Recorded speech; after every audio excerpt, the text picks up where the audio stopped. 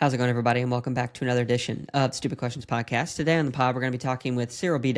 He is the co-founder of a company called Purpose. They are based out of Singapore. They focus on making gear that is supposed to help you perform the best in the hottest and humidest of climates. Cyril's a really great guy. He gave a lot of advice circling around family, friends, and being a co-founder. So I really hope you enjoy this conversation. But before we jump into it, just want to say thank you so much for being here. If I could have you to please check out the show notes in the description if you want to sign up for the newsletter. I am actively sending that out weekly. That gives a little recap with just a few things about each episode that I've learned. That would be really helpful to the growth there and just hopefully giving you guys back some value. Also, if you want to support the podcast, you can do so by checking out the show note descriptions to purchase some socks. They are really awesome, made by Bamboo Works. I wear them honestly all the time, especially since I have a lot of them here in the office. So if you want to help support, do that. Check out Purpose, obviously, and I think that's it. Thank you guys so much for being here. Subscribe, like, comment, review, and without further ado, here's Cyril B. So we're at 800 feet, but in less than an hour, I can be up to 7, 8, 9, 10,000 plus. So next to Oregon. Yeah. Well, there's just like a few towns between here and Oregon. I haven't got to do that drive yet, but here soon I'm going to be picking one up in the north, so it'll be fun to get to see that mountain range from a different perspective. Very nice. Yeah. Have you been here before, Northern California? Not Northern California, but I lived 2 years in the Bay Area. Okay, nice. When was that? How long ago? Yeah. That's what most people say these days. It was 5 years ago. Okay, nice. And then you are right now based in Singapore, correct? Singapore. That's correct. Nice. Is that where you're originally from? No. I'm from Switzerland. Okay, nice. So you've lived all over the world then? Yes, I grew up in Switzerland, lived a little bit in France across the border, went back to Switzerland for uni, started working there, then had an opportunity to go to Asia. I lived in 4 years in China, in Shanghai. Oh, wow. Then Singapore for 4, then Silicon Valley for 2, and then we're back. It's the 5th year we're back. Yeah. Wow. That's a lot. So how many languages do you speak? 5. 4.5. 4.5. What's the half? Zhongwen. Chinese. Oh, Mandarin. Okay. Yeah. So I love China.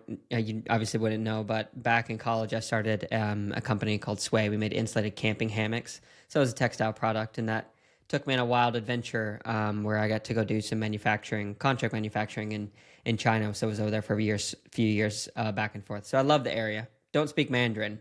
The fact that you can speak half of it, and it sounds like you were only there for 5 years, if I'm not mistaken. That's 4. That's impressive. What were you doing there? I used to work for LVMH. I don't know if you know. Louis Vuitton, Moet Hennessy. Yeah, I was going to say like a fashion brand. Okay. No, LVMH is the biggest luxury group in the world. It owns Louis Vuitton, Christian Dior, and quite a lot, like Moet Hennessy. So there's a lot of different, there's the fashion division, there's the wine and spirit division. I was working for the watch and jewelry division. Yeah. Typical Swiss. I worked for Tag Heuer for 8 years. Oh, okay, wow. So watches, brother is a watchmaker. My grandfather was a watchmaker. My aunt, uncle were. So it's a little bit like in the family blood. Yeah. No kidding. That's amazing. More fascinating around the craftsmanship and the history and who is making watches than fascinated by the world of luxury. It's not, that's sports is who I am. Yeah, sure. The very nice Feutré hotel, 5-star hotel makes me a little bit uncomfortable. Yeah. A man after my own heart then. So talk to me about growing up in Switzerland. Obviously you had some craftsmen in your family. What did your parents do? Do you have siblings? Tell me that kind of stuff. Yeah, I have I have a sister and a brother. I'm the eldest, sorry. Grew up in Geneva, but then moved when I was 12 years old to France nearby. My dad was a policeman, and my mother didn't work. She was at home taking care of it. The highest calling of a job. The what? The highest calling of a job. She had a very important job. Probably the most important. rearing Yeah, the children. most important.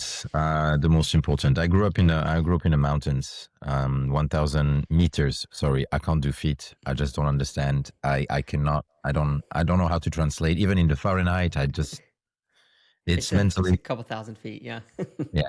So I grew up in the mountains, skiing, snowboarding. Not at all doing triathlon. And ironically, it was probably the best place to start.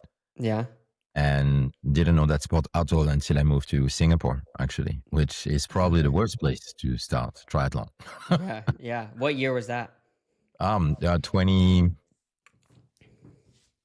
2016, I started. Okay. Yeah. So not too terribly long ago. How old are you, if you don't mind me asking? 43 yesterday. Oh, happy birthday, man. That's congratulations. Yeah. Technically, still happy birthday in where you are. Yeah. It's the 28th. So happy birthday indeed. Oh, that's amazing. Well, you were born, I guess, in Switzerland. So I guess, yeah, it is That's right. sort of That's right. still your birthday. It's also my wedding anniversary and my daughter's birthday. So it's Wow. I will You're a big fan. didn't plan the second kid to come at that date, but just happened a little bit. The wedding was in a way planned. How cool is it to get married on your birthday? Because there was only 2 dates where we wanted to do with my wife. Mm-hmm. And like this, I'm like, good trick. I will never forget it. I will never Yeah. forget the dates. I'll never be in trouble. Yeah. That's awesome. That's super smart. How long have you been married? 15 years yesterday. Wow. Yeah, that's also a huge win. What have you Yeah, learned in 15 years of marriage that's influenced the way that you do business? it's a good question. Compromise, Yeah. or the customer is always right. Yeah. So You're your wife's the customer then, I guess? I didn't say that. You did. No. I think honestly, like marriage is like I'm really lucky. Of course, you're gonna say the same on yours. My wife is amazing. She's the best. But Hmm. it's really I heard also Tim Ford's podcast because I know him Okay. since Yeah. one who introduced us. Yes.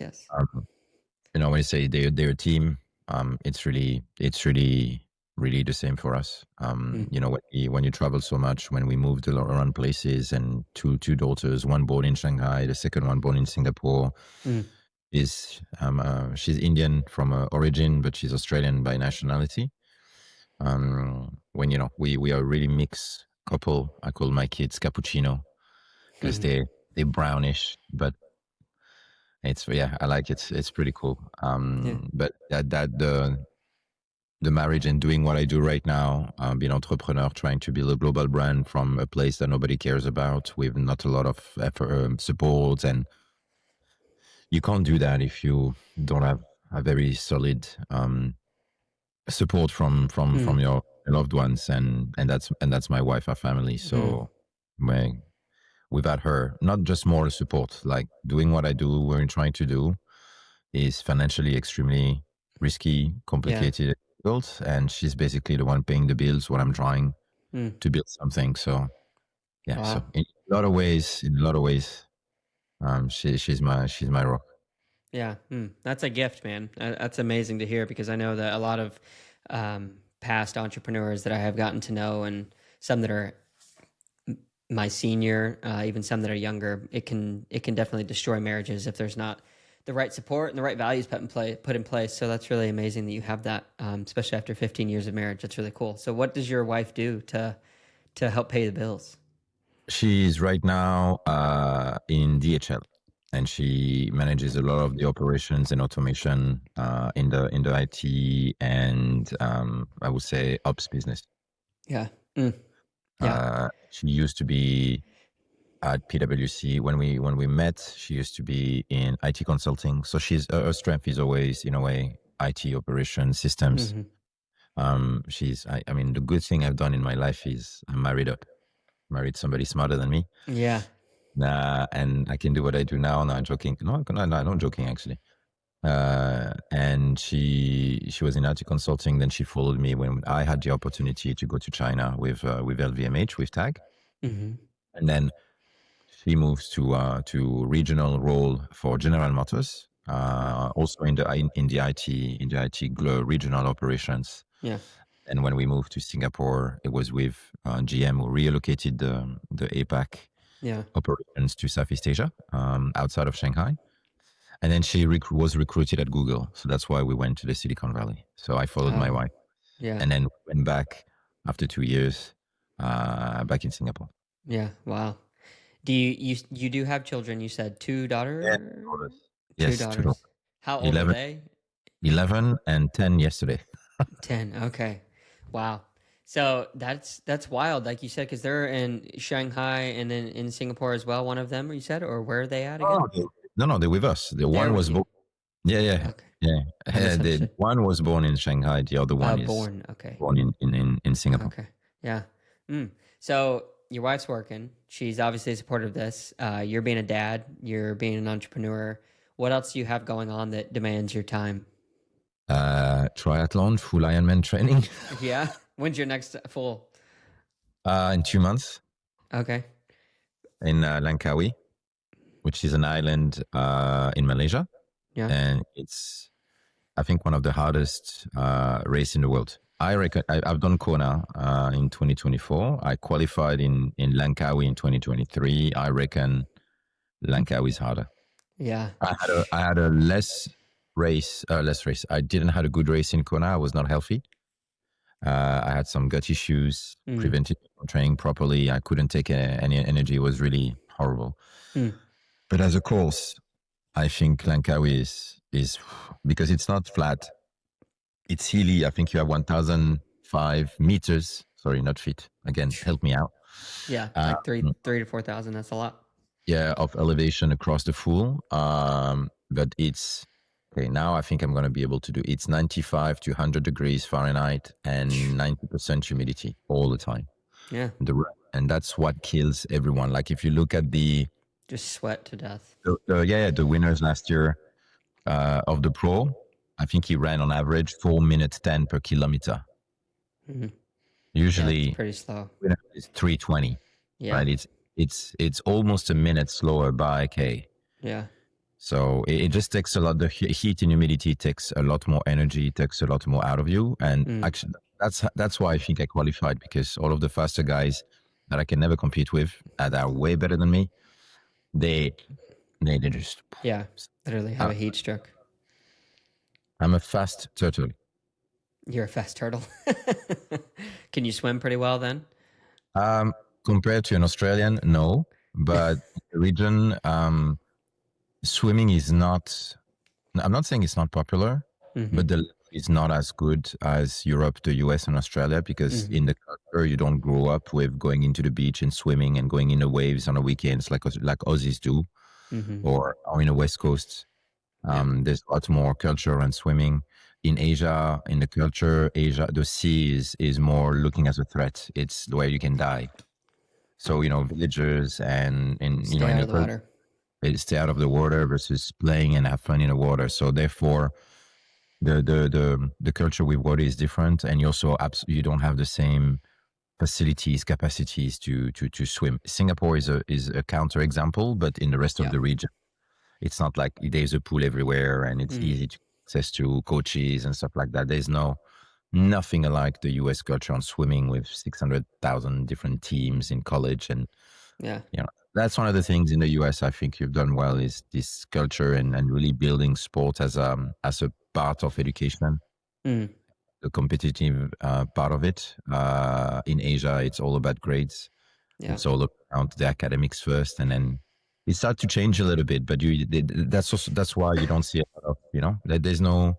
It's not that Americans or Australians or Europeans are better physically than Asians. It's just there's different cultural values, cultures behind it, and that's why it's not. That's why it's less. Actually, that's one of the things we want to show with purpose is that by trying to be a global brand and being truly inclusive and diverse, building a global communities, we want to show the world that there is different worlds and there's different cultures, and then there's different way of doing the sport, and no one is better. They just need to be respected and understood, and that's what we're trying to do. Great answer.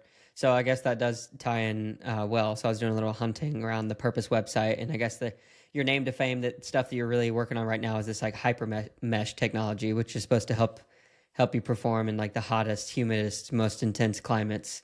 I hope you'll be wearing this for your Ironman. You hope? Yeah. Of course. You have a Uh, full custom kit and everything. purpose. Like, only my underwear are not my brand. Like, Not yet. I was looking at it yesterday. Nah, I don't think I will. Yeah. But I was looking at my cupboard. I'm like, I think I'm gonna donate all of those t-shirts away. I'm never wearing them now. Like this, like it's weekends. Exception was yesterday night. Even my wife noticed, like, Cyril, you put a shirt yesterday, and you didn't put your cap. It's probably the one day in a year that I don't. Yeah, I don't. It's not this. I do have hair, Yeah. Well, you and live and breathe it, and I guess you have to do that yeah, for I mean, you kind of have entrepreneurship. to. Yes, Yeah. absolutely. Yeah. So, I mean, this is a good opportunity then to dive into that piece of the story. We'll come back to some of the other questions in a little bit, but tell me how you got involved, because I know you're a co-founder of Purpose. Everything was kind of rebranded. It sounds like around COVID times from a prior company, and you guys really took a new purpose and drive in this direction. So, tell me the story. So I'm gonna try my best to tell the story of Noor. Noor is the is Singaporean ex triathlete. He's older than me, and I think back in 2017, he was looking at what was available in the scene around the region in Singapore, specifically, um, and didn't find anything that was suiting his needs in a way of breathability, lightness, and understanding that, man, here it is 195, 100 degrees every day. It is 90% humidity every day. And all of what I have available is something super thick, made by Europeans for Europeans. And I say Europeans, I put Americans in the same, Sure. right? Like where the market is. And it's totally understandable, right? The size of the market in the US is more than 50 times bigger than mine here. So it makes business. Why would we care about this part of the world? It's small. There's barely 20,000 triathletes in this region. And you look at the US, there's maybe 2 million. I don't know. Yeah. So so the story and the story and the start of the brand was from a product standpoint, it was that. And then it kind of evolved also from a cultural standpoint. So one of the reasons also we came back to Singapore, and the reason why I really love this place, every place has something that annoys you. That's not right. There is no perfect country. But there is a lot of things that work here and a lot of things that speaks to me. And the reason why I love it, and the reason why I compete with the Singapore flag and not Swiss flag when I go abroad, except in Singapore, for some reason. When I race in Singapore, it's with the Swiss flag, but outside Kona, I was a white guy, which was quite funny. In Kona, you have a white guy with and a lot of people were like, "What is this country?" And then like Singapore, and then oh, A little confusion.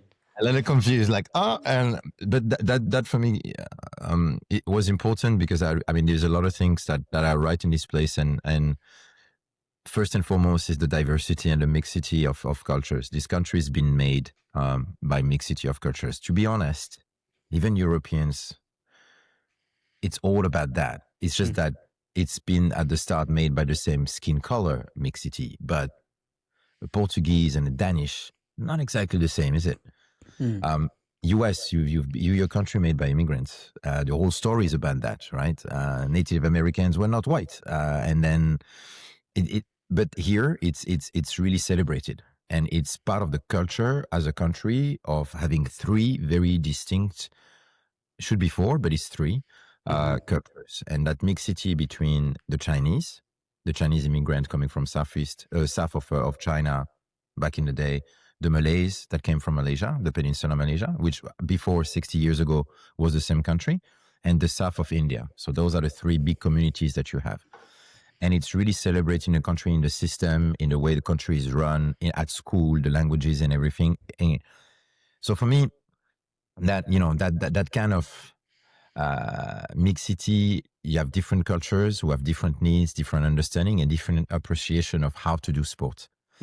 And from the product point of view of I wanted to develop something very light, breathable for the place. It also evolved into, but wait, the Malay man need 3/4 to cover the knees for religion perspective.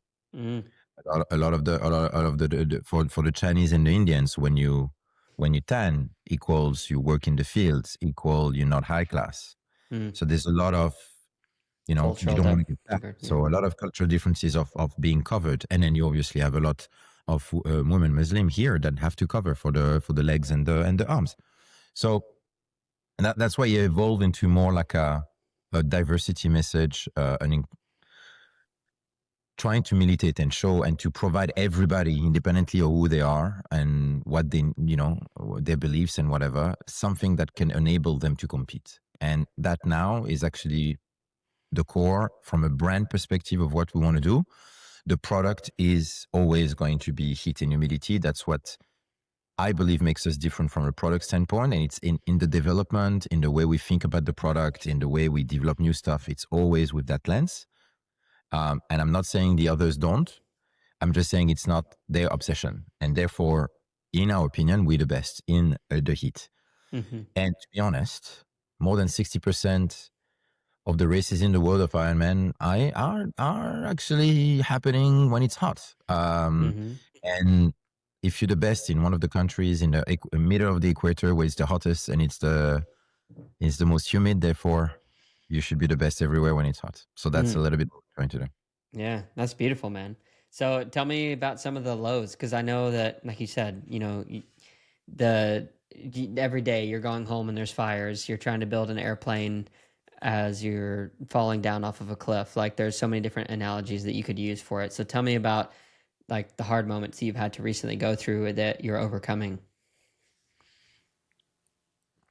They are when you try to build something, and especially when you're small and you try to compete with a lot bigger fish, with a lot of bigger means, with more money, with more power, with more support, it's a daily struggle.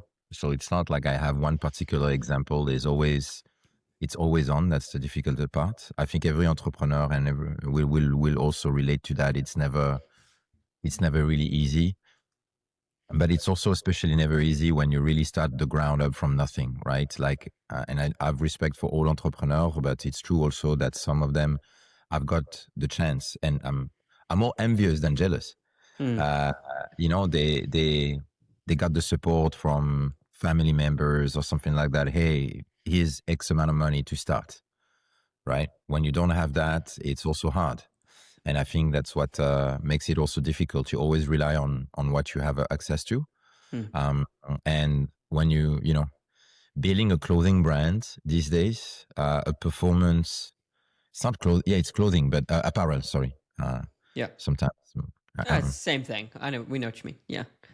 Thank you. I appreciate the, my English sometimes not so good. When you try to build a brand from scratch, from again this part of the world where the market also is very small, it makes it even more difficult. So mentally, it's I would say it's hard every day, because you compete with us. We compete against the running brands, the triathlon brands, the cycling brand. So it's like we create making almost even harder for ourselves. But at the same time, that's what we want to do, and that's what we want to focus on, being focused on performance and endurance. So I think one of the hardest things for me to cope with, to give you an example and an answer, is, when you work with people, because I put my heart on my sleeves, I'm an emotional person, but my Swissness after takes over, so I'm calm after, but I'm more Italian in blood than German. That's my people. Right? Sei italiano. Yeah. I mean, I'm not like, 2 generations, everybody's back over there. Yeah. Didn't know. So the difficulty, the part of that makes mentally difficult is sometimes to remove your passion and your heart and your emotions in the business when you work with people who sometimes will not do the right thing and you take it personally, because when you build something on your own, it's everything. Mm-hmm. It's so, when you support an athlete or you give something for free in the hope and then people don't, like, I really have a hard time to not take it personally. And I know sometimes people don't in that way, but for me, it's very hard because they know how hard, they know that we are trying hard, they know what we're doing. And sometimes it's difficult to dissociate this part of they're not taking advantage of you, or they don't think they take advantage of you. But the fact is that they do. And it's very hard for me. And I Yeah. can be it makes me very emotional and angry and disappointed. And then I calm down and then I try to move on. But yeah, that's Typically what one thing. mentally is hard, because it's, you really fight every day against a lot of different odds. And then having that on top sometimes that's what makes the day even harder. Yeah. But, it is part of the job. As I said, as I tell myself almost every day, you choose to do this series, so shut up and go, Yeah. because you don't have the knife under the throat. You have to do this. You have to do this job. No, I decided to do this, so tough up and move on.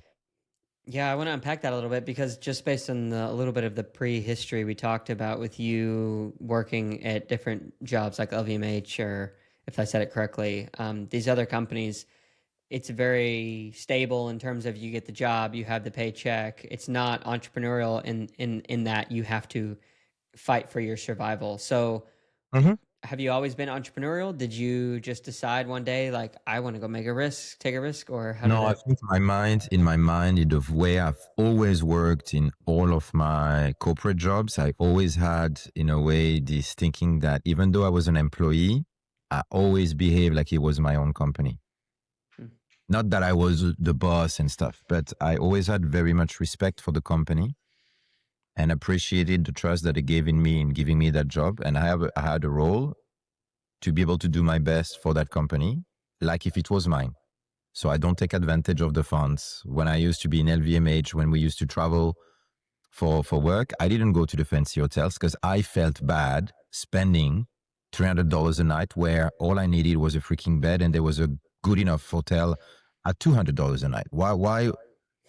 It felt very much uncomfortable to me, but that's also where I come from as a family in history. I left my parents when I was 17. I went to uni and I paid everything for myself by myself. I worked Wow. as a waiter. I worked in a train station selling newspapers and stuff. So for me, a dollar is a dollar. And it's not because I can that I should, Mm. right? It's not right. The company doesn't need to spend an extra $100. I don't. Like, it's the same. When I was in New York for work, I used to take the tube, not the taxi. I was like, "Why, it's $30. And I just Yeah. walk and $2. It just, you can call me stupid, but that's just part of, so I would say that mindset of entrepreneurship and also be respectful, always been there, but I never had the idea. I never had the guts, really, also. And I never had maybe the support, as I said, Mm. and the right time, and maybe the right understanding on how to run stuff, how to work with people, how to manage potential teams, how to. So I think that's why it came late. But um, I would say Tag Heuer, even though it was a big company, was very. There was not too much politics. There was, but not too much. I think the agency world is where I had the toughest time, Mm. because it was a completely new world to me. When I left at VMH to go into advertising agencies, I came from being in a client to an agency world. There's a lot of dynamics and politics and ways of working that I was completely oblivious to, and I made mistakes. I'm also very direct. You ask me a question, I tell you the answer. Yeah, I like that. Right. But sometimes in agencies and in some cultures, it doesn't really work that way. So I didn't make a lot of friends first because of my ways of working. But Mm. I learned, and then my next experience, I didn't do the same mistakes, and it went better.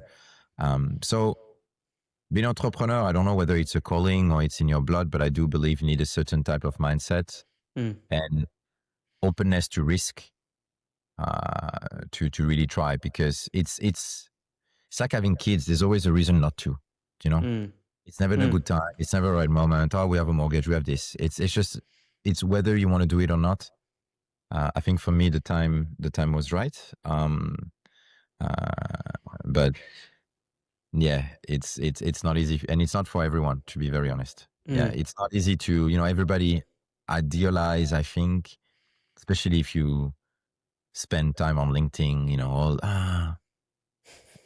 there is this kind of romanticization of the entrepreneur, of going out for yourself. But Yeah, it's like a rock star. The past 15 years or so, it's like really gained in popularity as like they're rock stars. Yeah. I mean, honestly, even the mom and pop shop down the road or the laundry, deserve respect because it is hard. Mm-hmm.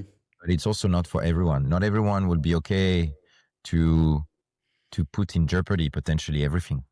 And if you fail, the consequences can be catastrophic in a lot of different ways. And then everybody loves the freedom. Everybody loves, I do what I do. I don't need to talk to my boss. I don't need to, I'm the boss. I do what I want. It's true, even though you always have a boss somehow. Mm-hmm. But it's also, like the consequences of mistakes. It's can really be, you need to. I mean, it's also part of the journey, right? Like I'm not really paying myself for the last 3 years because everything is in the business. So will you be okay with that? Would you be okay to be in front of your wife and asking, can you help me out? Yeah. I have this vision. I think we can make it. And not only she supports, she also helps. It's not for everybody. Yeah.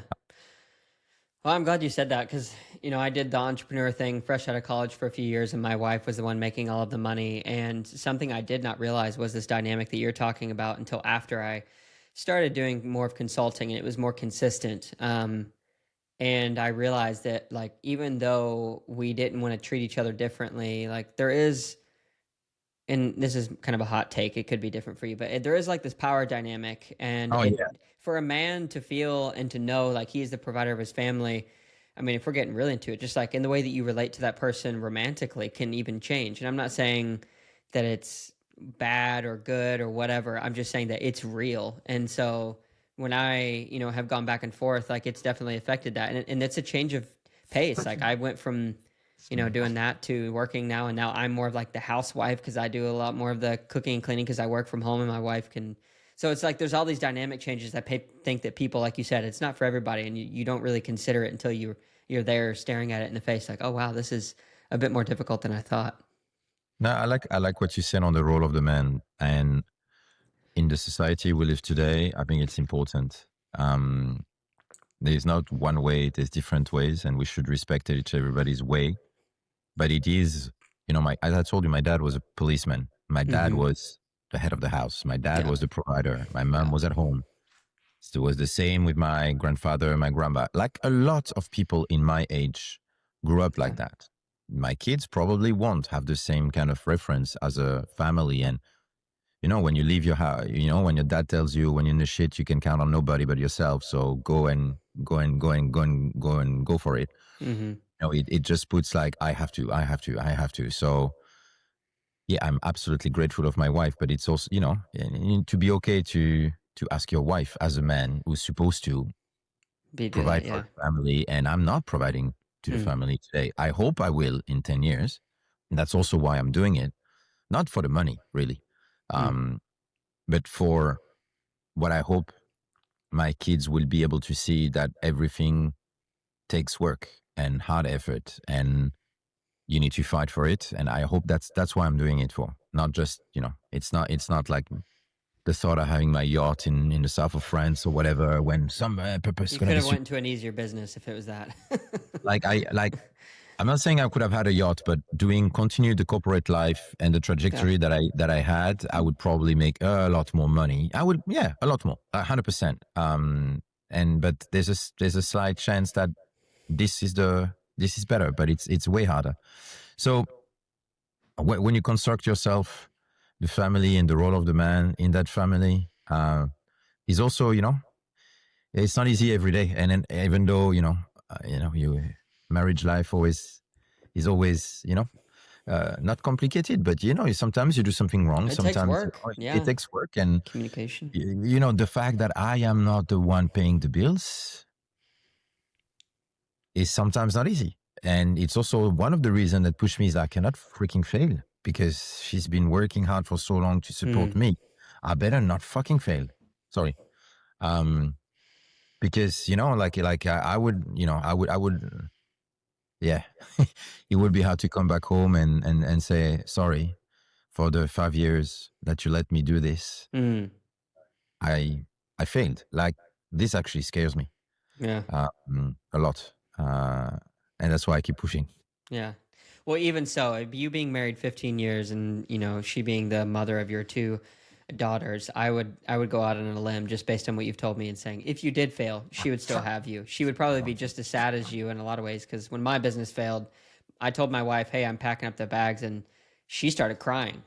When like all it did was really suck money out of our family and out of everything that we did, but she had become so bought in. So like that was the hardest part for me, Yeah, and it wasn't. Yeah. I don't want to think about that. I know she probably will, but still, Yeah, failure is not an option in your mind. call it pride or ego or whatever, but I cannot fail. Yeah. Well, And good. I cannot and I will not. But yeah. So we've touched on a number of different pieces of who you are that are really their values, and we're talking about hard work, tenacity, the persistence that it takes, the belief in oneself, and then the people that you're obviously putting your stock into to help grow this thing. Those value systems, you said your dad was a police officer, your mom's a stay-at-home mom, but were there instances where you learned these things, these values? Were they more nature or nurture for you think? No, I just think the values that you have, and that's why your childhood years and your teenage years, I probably think, are the one that really defines your value system about what is right and what you consider being right and consider being wrong. What I learned across the year is to respect the fact that some other people didn't have the same appreciation of definition of what's right, what's wrong. And that's what's happening in the world. Some people do stuff you don't understand. It's completely wrong. And but for some reason, for him, it's not an issue. Or him or her, it's not an issue. It's part of, for him, it's okay. Otherwise he would not be doing it. And I think that's the realization that, respecting everything. And even if you hate to sometimes, is very important. So for me, it was instilled, I would say, in my childhood, but is also the trajectory of my life and what I've done after also nurtured that kind of stuff.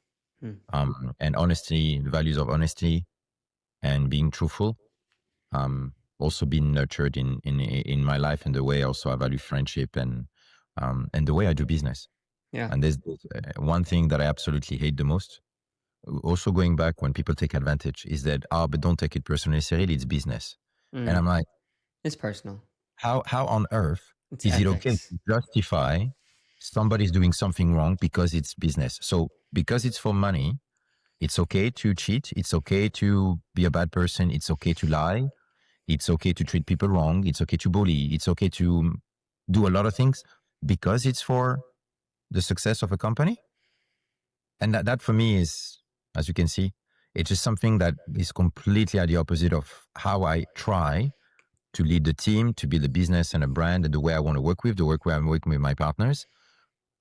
There's a lot of things for me that are not okay, and I will not sacrifice success of making money with the way I want to do it. I want to be successful a certain way, and not by screwing people over. And a lot of people do, because their goal and values is making money or being blah blah blah or selling the company. And if I have to screw people over to get there, that's fine for me. That's the way to do it. In a way, not that I agree. I absolutely don't agree with that. I have to be okay with the fact that some people think that way. That's the hardest part. That makes sense. But I don't respect that way of being successful. But again, each to his own. Like, some people do, and they will be successful. It will piss you off. But I don't want to success that way. I'd rather fail. Yeah. No, yeah, that's powerful. I mean, you have to believe with what you're doing, and You seem like a very passionate man, so I'm not Yeah. at all Yeah. in doubt that you're going to fight to the death, or whatever that means, to make this thing happen. I'm curious just because I went through the entrepreneurial journey a few times. Um, Never any smashing success. I had some small successes and wins, and then some huge failures. But whenever I like started my company in college, like that was the first time that people started to look at me and see value in something that like I created. And I mistakenly put myself in the place of, oh, they value me because I'm doing this and that's it. So people have started to know me as like the hammock guy. And I felt like I had like one identity and that was just what I did. And it scared me for a while. And then after I decided to end that business, it took me a while to realize that I could like reinvent myself into something different and that my values were the things that really defined me that could be transplanted into any business or whatever the venture was. So for you, I'm curious, as you have, now been a part of this business for 5 years, it is your baby. You talk about it, you think about it when you go to sleep. It defines the lifestyle that you live in a lot of ways. Do you ever struggle or feel like you're being painted into a corner because people only know Cyril as the guy who is growing purpose? No, that doesn't bother me at all. First 2 years and a half, not 5 years. I I thought joined. that was 20. Okay, sorry. I joined Heuer in 23. Okay. But I had us anyway. No, I mean, it doesn't really bother me because in truth, it kind of is. It's part of who I am right now. I'm the purpose guy. Yeah. We are the purpose guys. Yeah. I live and breathe, as you said. I go to sleep thinking about it. I very often dream about it. Mm-hmm. And All consuming. yeah, I am. I'm the simply active and the purpose guy, and that's okay. Sometimes, yes, it's true. It comes with, um, because it's a very, you need to understand. Singapore is a small island. You do we when we train on a bike, we do the tour in 1 second, 80 miles. Okay, to do the tour of the island on a bike is 85 miles.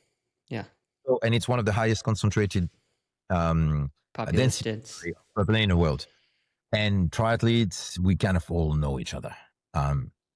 So now everybody knows me. For some reason, a lot of people have my WhatsApp, and I have a number contacting me, and like, I have no idea. Hey, Cyril, can you give me a discount on this? Hey, Cyril, can you help me track that order? Hey, that's the part where being the purpose. Yeah. You're like, I'm trying to work on my innovation, product development, my hit test chambers and things, and Yeah. like that's the part where like I wish people didn't know I was the purpose guy, and I know to track. Hey, sorry, I made a mistake. Can I exchange my T-shirt or something like that? But it's okay. Like I kind of like the fact that I'm also approachable. That's who I am. If one day I make it, I'm never gonna be, the famous guy or the successful guy who looks around with, who you're talking to. I'm definitely not a Elon Musk kind of guy. Yeah. Do you think at that point you might start spending $300 a night on a hotel though? Probably not. No. No need. No. Because like even when I travel right now, go on Airbnbs, take the cheapest. Mm-hmm. The only thing that matters to me, does the hotel have a gym? Yeah.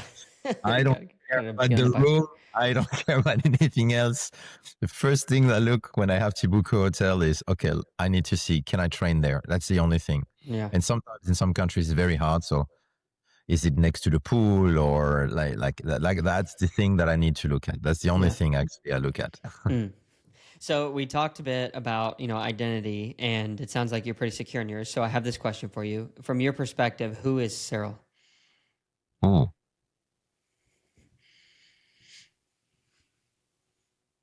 Passionate, trustworthy guy who's motivated by a true mission and will try all of he can to make it happen and to do it in the right way. Good answer. Do you think that you'll ever get to a place professionally or otherwise where you feel like you've done enough, like you feel like you've had the success that you were looking for? I hope I will. Because I never stop. And I know sometimes I should. And it's actually a lot of a struggle sometimes mentally is like, I can't stop. I need to make this successful. But at the same time, I know I'm not at home with my daughters the way I would love to. And even when I'm with them, I'm very much guilty of sometimes not being there, but not being there because WhatsApp pins or this and emails, this is it's horrible. You always constantly on. Yes, I choose to be on. It's true. But that's the thing that sometimes is very hard for me. Like I am with my girls. I love my daughters more than anything. And yeah, actually more than my business. But for sometimes some reason I struggle to I'm afraid, I would say, of failure and not and then you always have this no, this is you sometimes forget that what's more important is actually to be present sometimes, and that's my worry, and that I hope they would forgive me. Yeah. They said it sometimes. I'm traveling right now. This year has been a lot of travel, but the last couple of months is going to be even worse. And I know you're moving again. You're not here again. Where do you go again? And they think I'm having fun. So they think I can go abroad, I do an expo, I'm being there. Yeah, I do that because I love it. It's a lot of work. It's a lot of work. So yeah, so that's the thing which I hope I'll be able to be able mentally, also financially, the company to be financially, I'm not going to say secure, but can run also without, me pulling as much as I do right now. So I can be a bit more relaxed of where I am and being less. Yeah. I'm not saying paranoid, but I don't know who said it. I think it's Buffett or something. Like if you're an entrepreneur, you're paranoid all the time. I hope that one day indeed I'll be able to just let go a little bit, and I just hope it will not be too late. Yeah. Which is why that's why I had to push now. So like this, I don't have to push for too long. Yeah. Well, let me But tell then, you. Go for it. and then you're like, is this really gonna happen? Are you really, really ever gonna be able to stop Cyril? I'm like, don't kid yourself. So there's always this voice in my mind where the tug of war. Yeah. So there's a statistic I just heard. It's that by the time your children are 12, you will have spent 75% of the time that they'll be like in your home with you. Like that's crazy because you think of a 12-year-old as like so young and there's still so much, but yeah, it's like 75% because I guess like 18, 19, 20, that's kind of when they start to move out. Someone told me that the other day, and I've been thinking a lot about fatherhood and whatnot because my wife is expecting. She's 15 weeks pregnant with our first child. Yeah, thank you so much. So I'm like spending a lot of time thinking about how is this going to change my life? What is my motivation truly? How do I be a good dad? What does it look like to be a good husband so that my wife can be a good mother? Like all of these different things. And then someone threw that quote or that statistic at me, and I was just like, man, I graduated high school almost 15, 16 years ago now. So it's like that time is going to be gone in a moment, and I'll be waking up a grandfather someday. So it's like, it's crazy. Yeah. I mean, you're going to hear a lot of people telling you how to do it. The truth is, there's no recipe. Way. Yeah, there's no one way. All you do is, as long as you try your best and be there when they need you. And so that's why I'm like, I know, even though it's hard, like I'm not there, and then I'm training. Yeah. Always on your back. It's also part of who I am. And in some ways, I remember how I constructed myself. Was also how my dad was. If I can just do better than what my dad did, then it will be okay. Trending up. I'm 10 times, 100 times more present with my kids than what my dad was for me. I didn't turn out to be an asshole. So, but what motivated me also to do and push today is also maybe too much the hard lessons, the always push, because no one will help you when you need it, kind of thing. With my dad, the old school kind of way.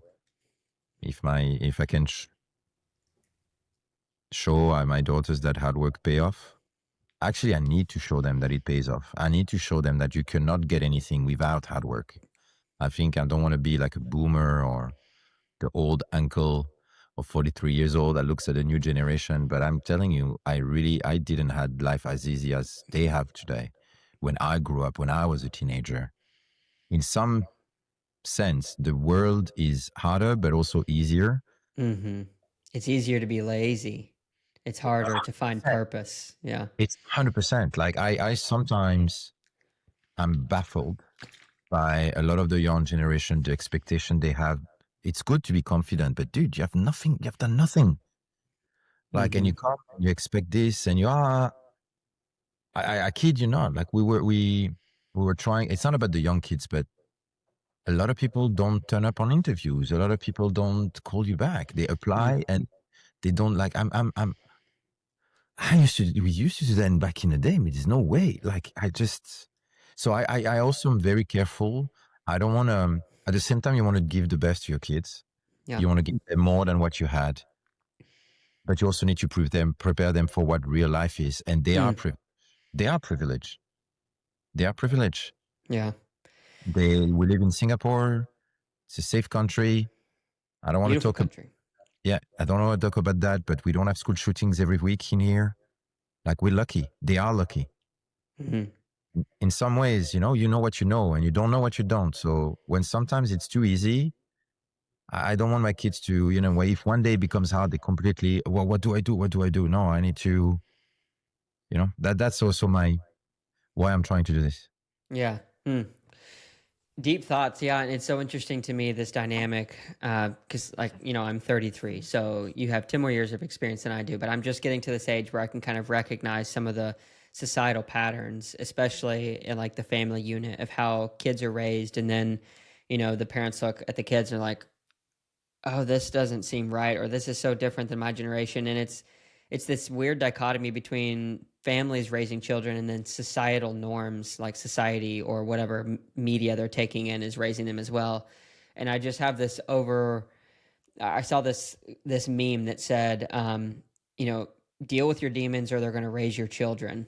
And it was like this picture of like a demon standing over the back of these parents, like, and it was, essentially raising the kids. And I'm that's like seared in my memory because I'm trying to decipher, well, what things is society trying to teach my children that I'm going to have to basically butt up against and help them to realize that, like, that's not where the values come from. And that's a very difficult thing because media is so fast at shifting and changing, and fast speed culture, fashion culture, for example, is a great example. It moves so quick, you can't even keep up with it.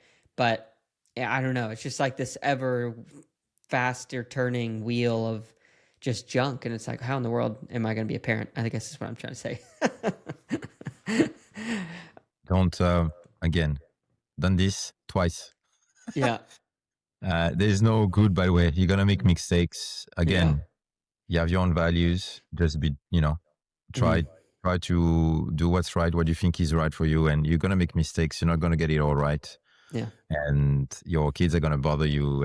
But, when they call you and when they come and they give you a nice hug and I love you, Dad, that's Makes it worth it. Right? Yeah. Let me ask you this question, because we've talked about the motivation of you just do not want to fail. Like, that is not an option. You want to provide and show your children like that dad works hard to make something work. Do you think that you are more motivated by the hope of success or the fear of failure? No, hope of success. Yeah. 100%. I always try to look at life with the glass half empty rather than half full. I'm not motivated by fear. I'm motivated by success, but failure is part of the success. Mm-hmm. So the fear of not failing is obviously a good motivation, but it's not because I don't want to fail. And then you work on eggshells and no, I want to succeed. I think this is right to do and I'm going to push, but yeah, I'm going to push because I don't want to fail too.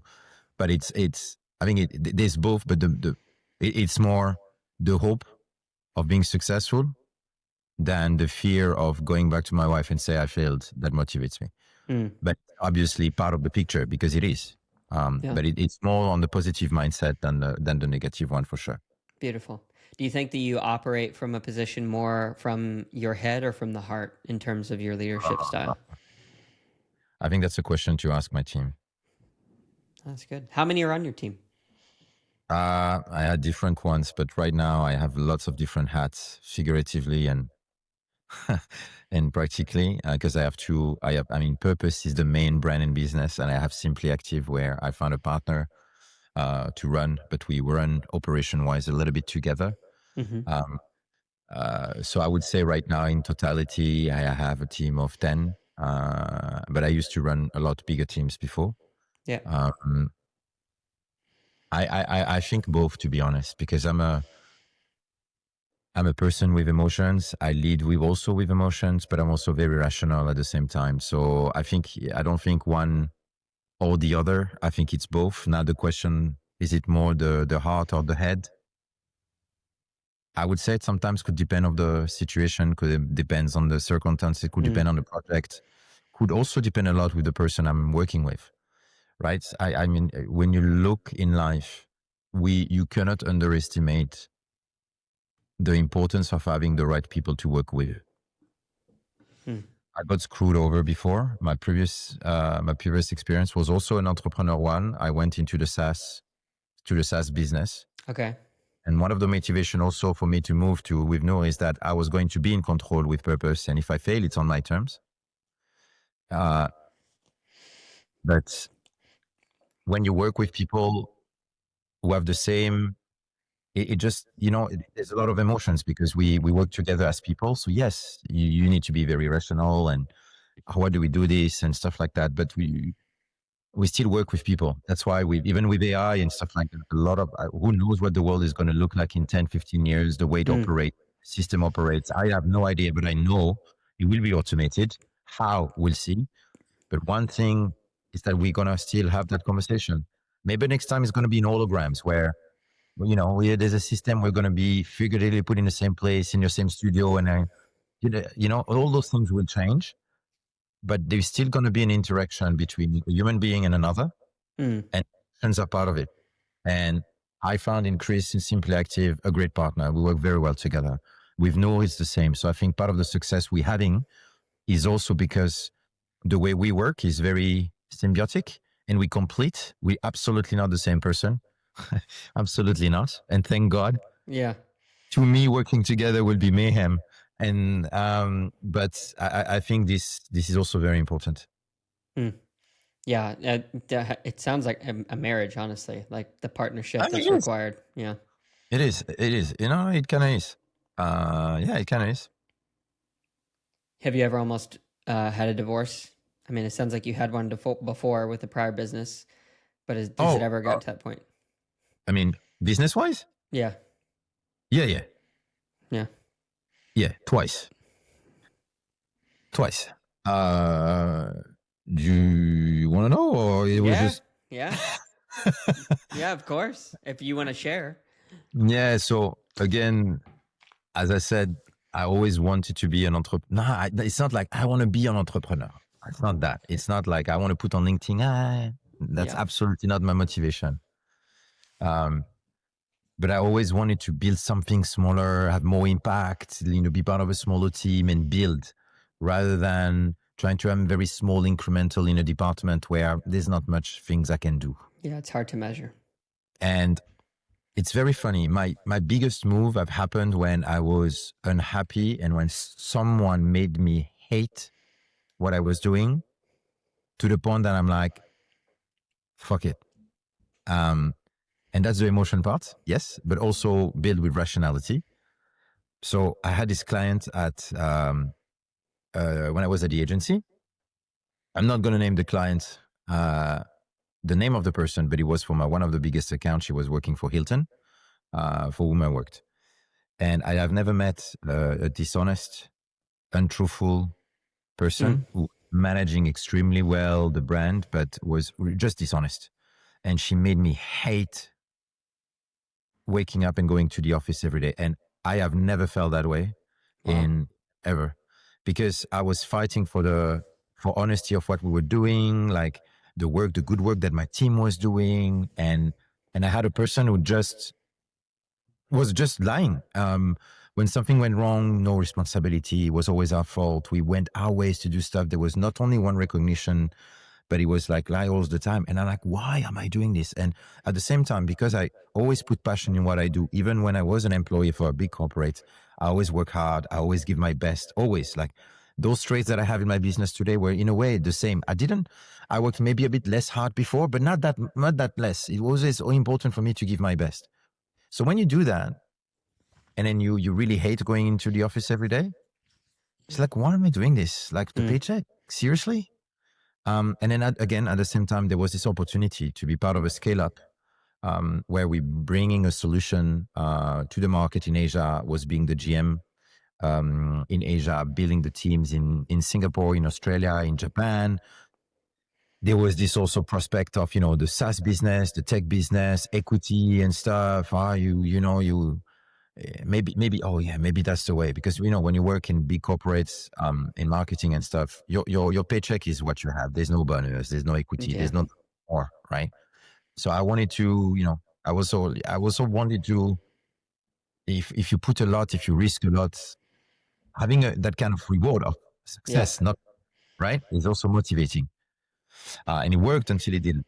And it's when it started to not work at all, when I realized that I got really taken advantage of.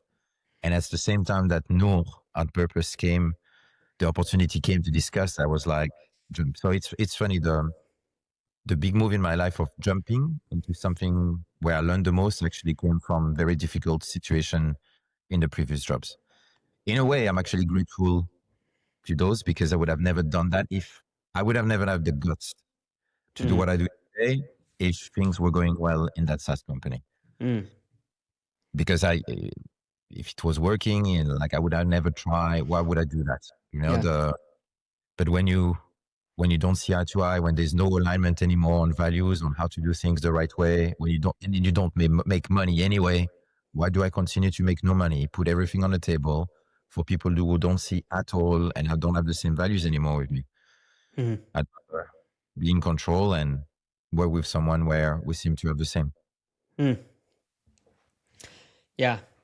It's always interesting to look back everything as 2020 in terms of vision retrospectively, to look back on the things that we've gone through, and it's somehow easier to draw a through line. But sometimes when we're going through it in the moment, it's like, how does this fit the picture? How in the world is this going to better me? Because it feels so terrible going through it in the moment. Yeah, but it's true. Huh? You learn the most when it's hard.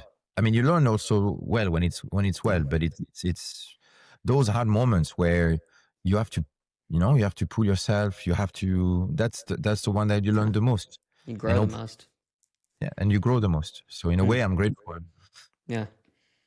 So speaking of difficult times, what is something difficult that you're going through that people don't often see?